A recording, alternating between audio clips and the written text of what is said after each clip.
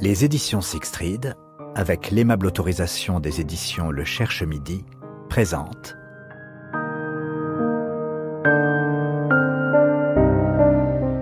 Non officiel de Dan Fesperman, interprété par Marion Malenfant.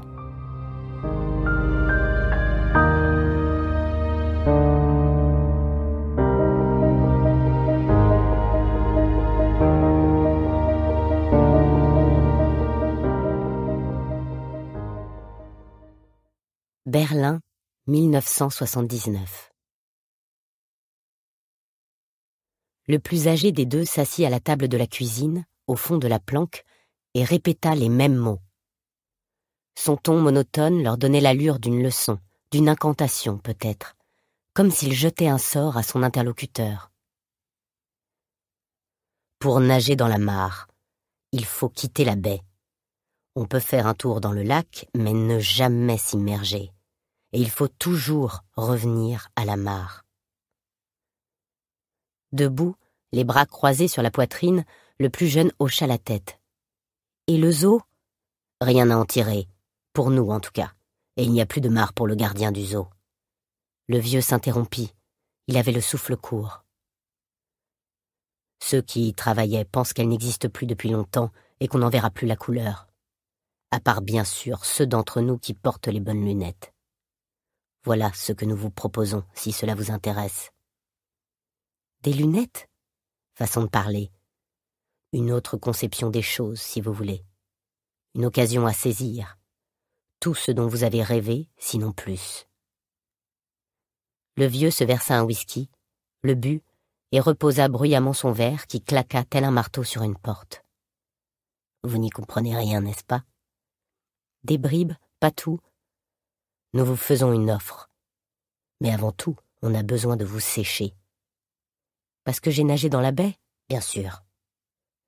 Le jeune homme hésitait. Il fronça les sourcils. Cependant, la façon dont il inclinait la tête, les paupières plissées, trahissait son intérêt. « Il faudrait m'en dire plus », fit-il en décroisant les bras. « Non. D'abord, vous me dites par quel chemin vous êtes arrivé ici. » J'ai suivi vos consignes. Seul, on ne vous a pas filé, au début ou à la fin. À la fin, vous avez vu. Il n'y avait personne au départ non plus. Sûr. Même dans le S-Bahn.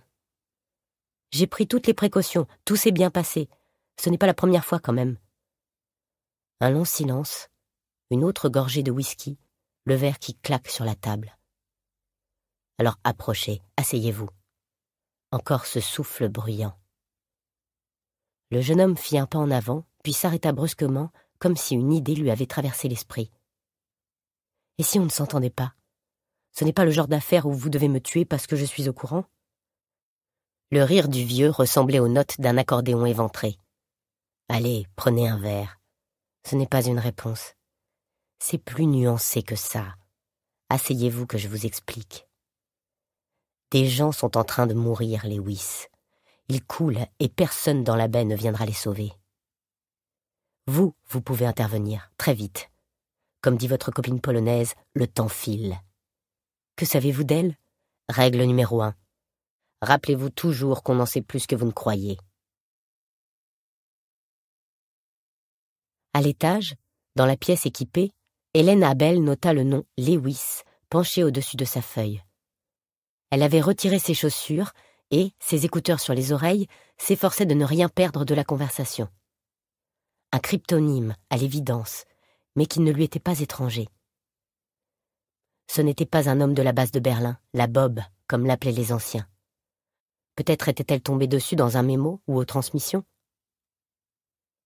Pendant quelques secondes, il n'eut que les pas du jeune homme dans la cuisine, claquant tels les sabots d'un cheval. Puis les pieds de la chaise raclèrent le sol lorsqu'il s'assit.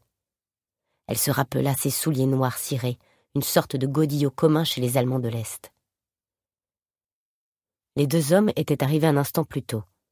En entendant la clé dans la serrure, Hélène avait jeté un coup d'œil par la fenêtre et les avait aperçus sur le pas de la porte. Des visiteurs inattendus. Elle ne connaissait ni l'un ni l'autre, mais le nom de Lewis pourrait à présent lui servir de fil conducteur. Les bobines du magnétophone continuaient de tourner. 2 planètes jumelles prêtes à recueillir chaque mot prononcé. Hélène restait immobile, de peur de trahir sa présence en faisant craquer le plancher. Il était trop tard pour s'annoncer. Avait-elle tort de laisser le magnéto en marche? Sans aucun doute. Elle n'était pas habilitée à enregistrer cette discussion. Cependant, elle n'avait jamais surpris pareille conversation. En les observant brièvement, elle avait remarqué qu'il émanait de ces hommes une certaine assurance, un mélange de compétence et d'ancienneté. Des types expérimentés d'un rang jusqu'auquel elle souhaitait s'élever. Hélène avait l'impression d'écouter aux portes des dieux. Mais elle outrepassait ses droits et il était temps de filer.